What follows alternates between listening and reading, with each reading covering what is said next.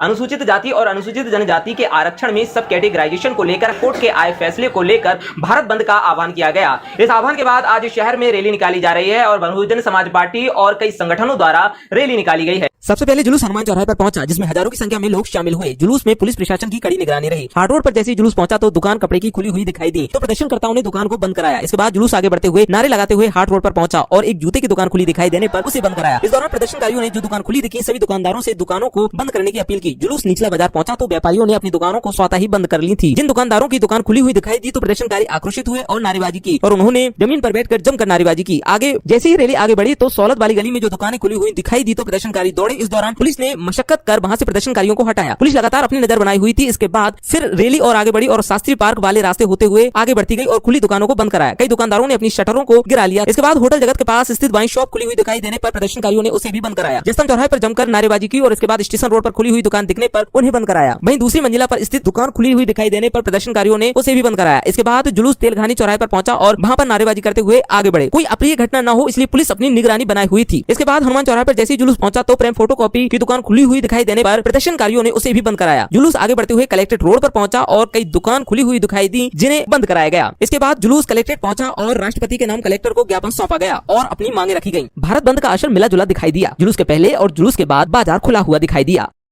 पूरे देश में आज 21 अगस्त को भारत बंद का आह्वान है।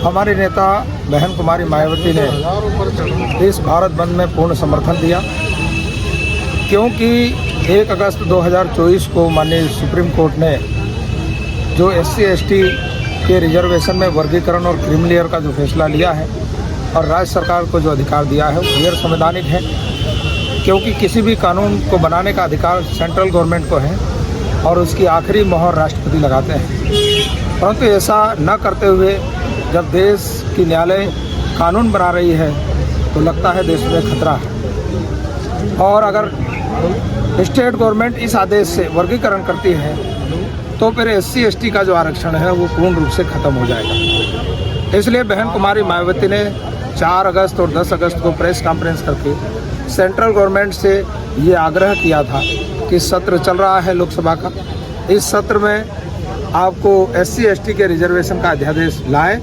और इस अध्यादेश को पारित करके और 9वीं अनुसूची में SC/ST के रिजर्वेशन को डालें, जिससे भविष्य में भी कोई पुनरावृत्ति न्यायालय ना कर पाए। बहन कुमारी मायावती ने जब ये प्रेस कॉन्फ्रेंस के माध्यम से बात रखी तभी नरेंद्र मोदी इस बात को समझ गए। वैसे तो वो कहते रहे सांसदों से, SC/ST के सांसदों से, कि हम वर्गीकरण और क्रीमी लेयर को लागू नहीं करेंगे, परंतु उन्होंने तत्काल बहन जी की बात जैसे ही उनके कान तक पहुंचती है वो लोकसभा का स्थगन प्रस्ताव ले आते हैं और लोकसभा को स्थगित कर देते हैं। इससे ये मालूम होता है कि देश के प्रधानमंत्री SC/ST वर्गों के प्रति चिंतित नहीं है, बल्कि एक षड्यंत्रकारी नीति के तहत इस देश में SC/ST के वर्ग के अधिकारों को छीन रहे हैं, उनके भविष्य को, उनके अधिकारों को छीन रहे हैं, उनके भविष्य को छीन रहे हैं। इसलिए बहुजन समाज पार्टी ने निर्णय लिया और आज पूरे देश में भारत बंद का आह्वान किया है। हमारी मांग है कि तत्काल संसद सत्र बुलाया जाए और संसद सत्र में SC/ST के रिजर्वेशन के लिए अध्यादेश लाकर और 9वीं अनुसूची में डाला जाए, जिससे रिजर्वेशन को कभी भी कोई भी सरकार छेड़छाड़ न कर पाए। तो आज हमने ज्ञापन दिया, हमारे सभी साथियों ने यहाँ सम्मिलित हुए। सर आपका परिचय? रमेश डावर, बहुजन समाज पार्टी प्रदेश जिला प्रभारी, गुना। धन्यवाद।